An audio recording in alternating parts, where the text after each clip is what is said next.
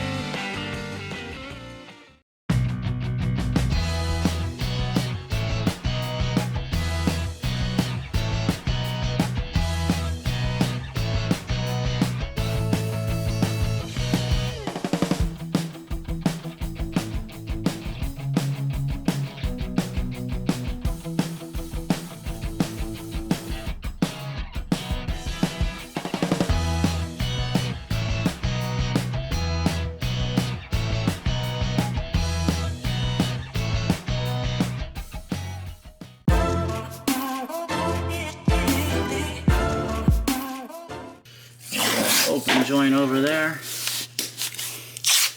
Can't hit the board because there's no room to swing a mallet, and there's a toe kick we don't want to take off. The board goes all the way to the wall behind the cabinets.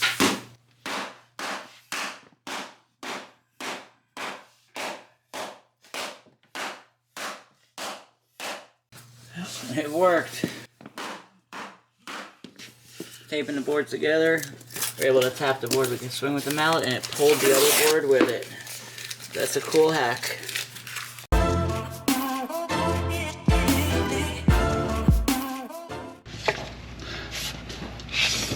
Now he's going to offset it, not set it directly on top. So he's going to allow for the tongue. And he's already cut the small tongue off the marking board. I want to use a smaller piece to mark with, not the board the same length. It'll actually cut on a little bit of an angle, and it'll cut around pieces that are sticking out a lot more accurately than one full board. He's hitting another tile that's sticking out ever so slightly there. Now he's drawing his line. You want to have a real fine point, pencil or pen.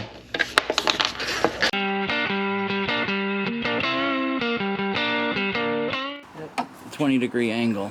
We cut on angles to get it a little bit tighter.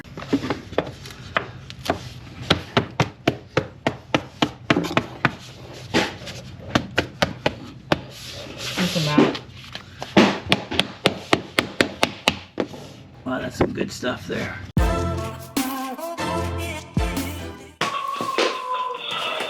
All hands on deck.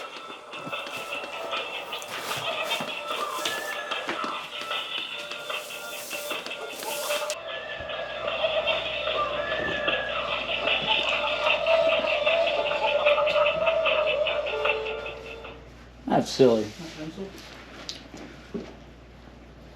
You don't need two hands when you got four beautiful feet.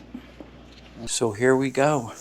We started with a water damage kitchen. Water damage, not pet damage. It had nothing to do with Asia. You are in the clear. This, not like unlike one of our last videos where we had pet pee in a similar floor just like this, but this time it was water damage from the sink. It leaked under, spread around on all four sides. So as you saw, we went to work on it. A little bit of surgery, floor surgery that is, and we were able to get it looking like originally that floor went under this island, and we were able to get it looking like it's still going under it, but it's not. We cut it up to it, but we just cut it really precise on all four sides. Here we were able to take the toe kick off and reinstall the toe kick. Yeah, I think it looks great. I think it looks better actually than when we started. I don't think the original installation was all that good. They did a lot of things wrong from what I can see when they installed it. They put the vapor barrier on wrong. Besides the vapor barrier, you know, some of the joints weren't that tight. And you should never, ever install your flooring under your islands and cabinets. I wasn't the original installer. I can only play the cards that I'm dealt. And unfortunately, we got a bad hand. But I gave my customer some advice, and hopefully, in the future, if he ever does floors again, or anybody watching this video does floors again, always realize that you should install your cabinets first and then your flooring. Wow, that was a challenging repair, but we got it taken apart and put back together, and I think in better condition than it was probably originally installed.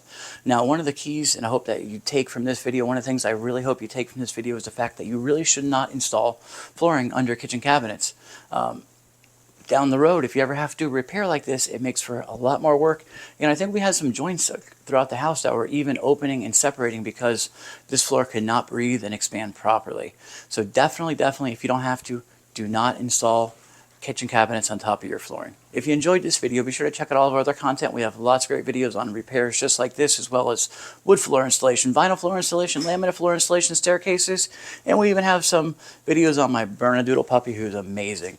But please, like, share, tell your friends and family, and of course, if you already haven't, take out your favorite floor mallet and smash that subscribe button so you don't miss any future content. Thanks for watching.